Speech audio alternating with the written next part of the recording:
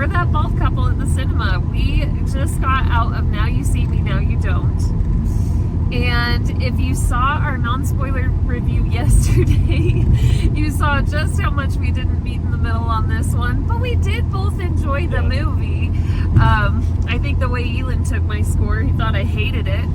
I mean, 4.5 out of 10. So basically, this movie was all the things that you like about the first two Now You See Me movies, and then some. We have some new characters coming on the scene, trying to meet the level of their idols, right?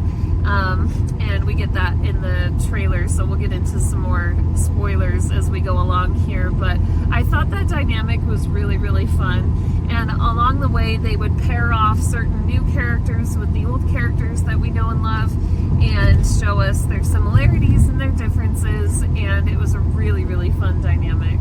Yeah, I actually, going into this, was not sure how I would receive the new characters, but they were really, really good additions. All three of them were great. There's one, I mentioned it in the spoiler or non-spoiler review, and that there were a few things that didn't make sense plot-wise to me. One of them was one of the characters, the three new characters, the girl, has like Mario abilities where she can jump onto the side of the building and then hop around like light fix. It's just, they even call her like, she's like a human Mario. Yeah. And it's like, where did that come from? That's true. Where did that come from, and why didn't they revisit it later? I feel like they did in the fight scene that she has in the they all had impressive fight scenes. Yeah, but my number one thing was when she was doing her fight scene, it was super acrobatic. And I had to think, like, where the heck did that come from? And then it's like, oh yeah, they did kind of set us up with this little Mario scene that she's super acrobatic. And, yeah, that's cool. I thought it was really fun to see. One of the things I love about the Now You See Me movies is that they'll get you on their side by performing a heist, kind of like Ocean's movies, right? Where they'll perform a heist that you're like, yeah, get the rich jerks, right? This one, Rosamund Pike played probably the richest jerkiest jerk of them all. I thought she was easy to hate, and she did that beautifully. She was just fantastic. I keep trying to think, it's funny because like a lot of the time in our non-spoiler review, I think, oh, I can't wait till the spoiler review. I don't really know of any spoilers that I'm that anxious to tell. There's the big one at the end, so we're in a spoiler review. I guess we could get into that. Yeah, what was your thoughts on the twist ending after you explain it? Okay, so basically, one of the newer characters we find out has been planning this entire thing. He set it up to happen because he's the long lost brother of half brother of Rosamund Pike and daughter of the mistress type thing. Yes, yeah. So he was not, immediately welcomed into this rich family situation. He's even when she finds out, he's betrayed by her at the end, and they get it all in front of everybody for everybody to see. Yeah. So the big story is that his mom was the housekeeper for the family, and Rosamund Pike's character basically when they found out, cut his mom's brakes, and it killed his mom. Yeah. And she thought he was dead for the longest time as well. And he's, as you been mentioning, he's been plotting his revenge for 15 years. Yeah. I thought that his switches, his moments where, he's just playing this kind of unassuming fan of magic, this, little magic nerd kid. Yeah. And then, of course, his switch into the mastermind is a lot of fun to watch. But what I thought was kind of cool about his progression with that is, of course, you get the character at the beginning, like we talked about, where he's just kind of this, magic nerd. Yeah. And then we get the switch where he's the mastermind and he's absolutely scaring the crap out of Rosamund Pike's character. And then the last little bit when they're doing the big reveal and explaining how it all went, I love that he's somewhere in between at that point. He's not just this, of course he's this big intelligent guy, but we get a sense for who he really is as a person in that moment. And I thought his choices, like with his dialect, going from the American dialect to a South African dialect, back to an American dialect, but also his status has changed as a person, right? Yeah, he's much more. So, yeah, and with him being such an unassuming kind of presence as an actor, what's the actor's name? Justice again? Smith. Justice Smith.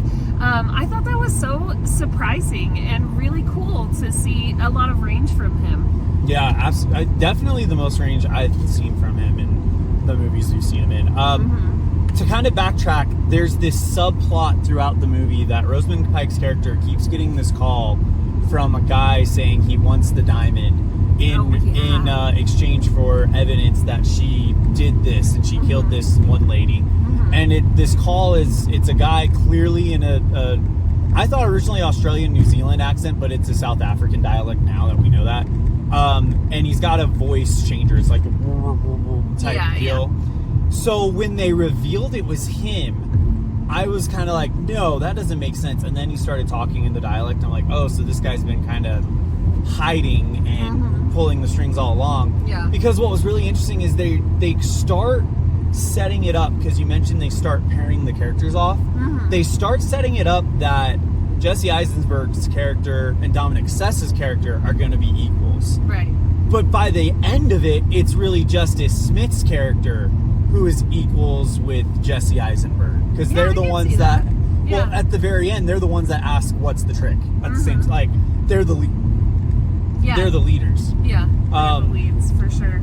So that was really, really kind of cool. One thing I thought was really, really cool, there's a scene where Woody Harrelson and Rosamund Pike are in an interrogation room because Woody Harrelson's character has been arrested. Yes. And Woody Harrelson and Rosamund Pike do play out this scene where Rosamund Pike comes in and says mentalists are basically just con artists, and he says no, everyone wears their story on their face. You just have to know how to read it. And then she's like, basically invites him to try to guess her, and you can just see his eyes light up like, oh, this is gonna be fun. And that he even scene, says that. He's like this, he has a line that's something like that. This is gonna be fun. And this scene is like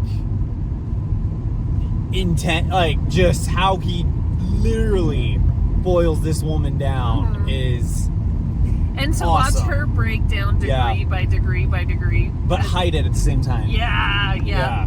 That was really fun. Very well done. Did not expect to see Lizzie Kaplan make an appearance in this, because all of the promotional materials, the trailers, she's not in it at all. But she actually plays but she actually plays a huge part in it once they bring her in, and it's a big surprise that she's in it. They did a great job with the trailer of this movie not showing too much, because most of the trailer you don't see, I would say 60 to 70% of this movie. Yeah.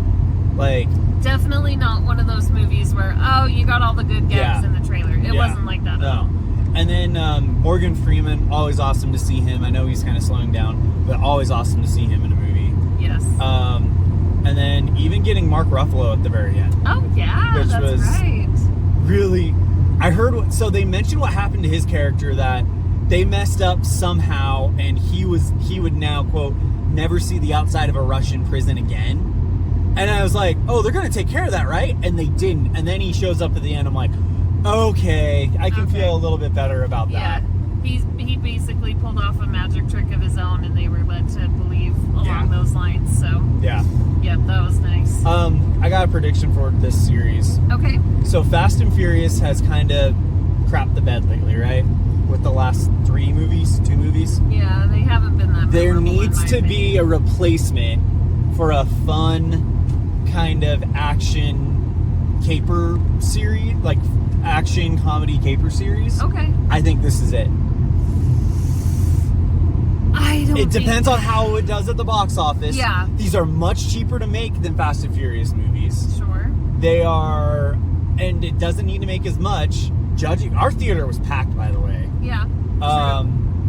And that's on a Sunday in a state that we don't. When we usually go to movies, we don't see a lot of people there. Which, by the way, the 2 movies we went to today, good on people in the place we go to. They're going to the theater, which is awesome.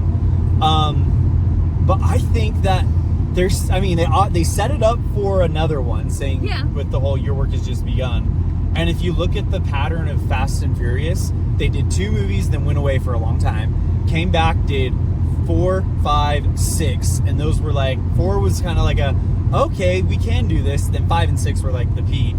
I think we're going to get at least one more of these things, and it's going to become a pretty valuable franchise because it's not as expensive to make as, say, a Fast and Furious or something like that. You make a lot of good points there. Just thinking about, I'd be interested to see numbers.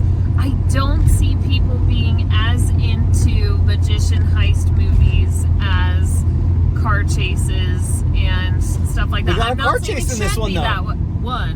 I'm not saying it should be that way. Dominic I'm just Sessa saying driving a Formula One was awesome. I don't see Now You See Me getting as big as the Fast and the Furious. I'm not saying it's going to be as big, but I think it will be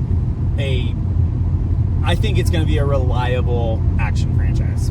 I think we get 5 movies. You think we get 2 more? Yeah. Okay, I can go with that. We'll see what happens. Did you have anything else you wanted to add? Nope, I think that's it. I liked it a lot. Yep, I had a lot of fun. Elin had a lot of fun. And we'll see you next week.